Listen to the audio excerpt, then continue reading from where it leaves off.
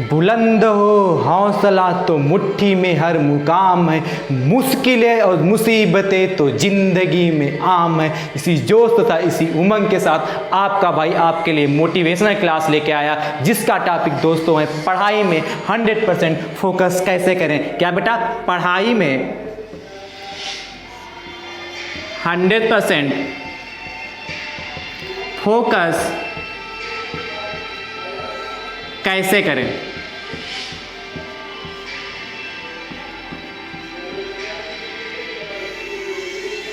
बेटा पढ़ाई में 100% फोकस करने के लिए सबसे पहले मैं आपको एक उदाहरण के माध्यम से समझाना चाहता हूँ। आपने स्वामी विवेकानंद का नाम तो सुना ही होगा। हर छात्र स्वामी विवेकानंद के बारे में जानता है कि वो जब भी किसी भी कार्य को करते थे बड़े एकाग्रता के साथ करते थे, बड़े मन के साथ करते थे, बड़े फोकस के साथ करते थे।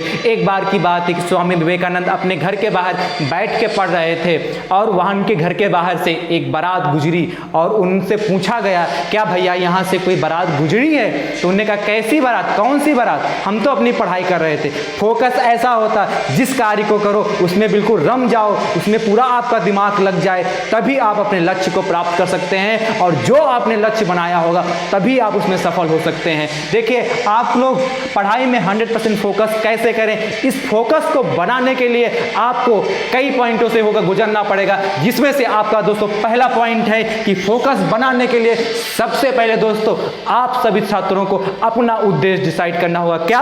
फोकस बनाने के लिए सभी छात्र सबसे पहले अपना उद्देश्य डिसाइड कर लें कि हमारा उद्देश्य क्या है। बगैर उद्देश्य के आप कुछ भी नहीं कर सकते हैं। उद्देश्य जैसे ही आपका डिसाइड हो गया कि हमको पढ़ाई करनी, हमको पढ़ाई करके ये मुकाम हासिल करना, हमको सबसे ऊंचाई पर जाना है जो आज तक नहीं प्राप्त की किसी ने, मैं उस ऊंचाई पर जाऊंगा, ऐसी कामना के साथ, ऐसी उम्मीद के साथ, ऐसी लगन के साथ आपको पढ़ाई करनी है, तो आपका फोकस कभी भटकने वाला नहीं है। दूसरे पॉइंट की ओर हमको फोकस करना है कि हमारे आसपास की जो भी चीजें हैं हमें डिस्टर्ब करती हैं, उन सभी चीजों को आपको हटा देना है। कहने का तात्पर्य है जो जो चीज़ें आपके पढ़ाई के आने आ रही उनको सबको अलग कर देना। पढ़ाई के आने वाली सभी चीज़ों को, सभी वस्तुओं को, सभी जो जो आपके साथ आ रहा उनको सबको अलग करना। सबसे पहले आपका उस पढ़ाई में सबसे ज़्यादा जो डिस्टर्ब करता है आपको मोबाइल करता है, तो क्या मोबाइल को हमको अपने हाथ से अलग कर देना चाहिए, अपने आप से अलग कर देना चाहिए? ऐसा अब संभव नहीं है कि हम मोबाइल को अलग रखकर साथ में पढ़ाई कर सके।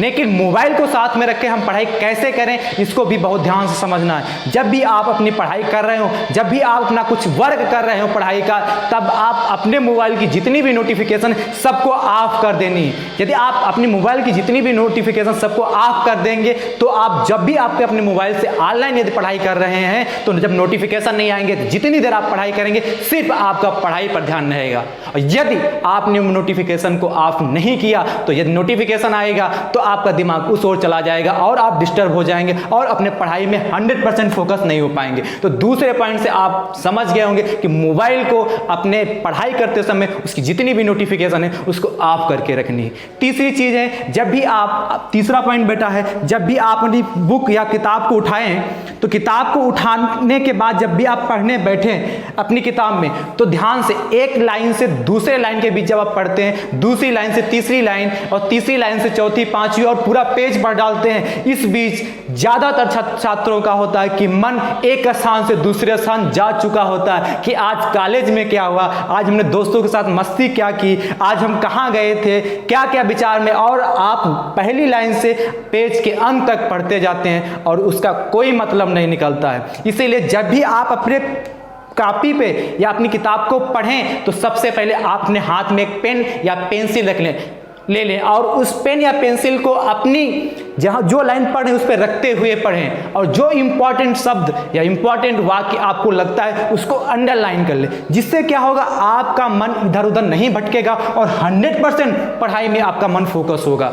राइट, ये बात आप लोगों को समझ में आ गई होगी। यानी कि पढ़ते समय और आपको एक लाइन से दूसरे लाइन के बीच को इस प्रकार पढ़ना है कि उस लाइन में सबसे महत्वपूर्ण चीज क्या है, उस लाइन के अंदर क्या बताया गया है, उस लाइन का आशय क्या है, उस दो जो आपकी एक लाइन लाइन लिखी, आपका पूरा पेज पढ़ना, उस पूरे पेज का सार क्या है उसको यदि आपने निकाल लिया, उस पूरे पेज के सार को समझ लिया तो 100% यानी कि आपने पढ़ाई में 100% फोकस किया है। और यदि आप ऐसा नहीं कर पा रहे हैं यानी कि आपका मन कहीं ना कहीं अवश्य भटक रहा है।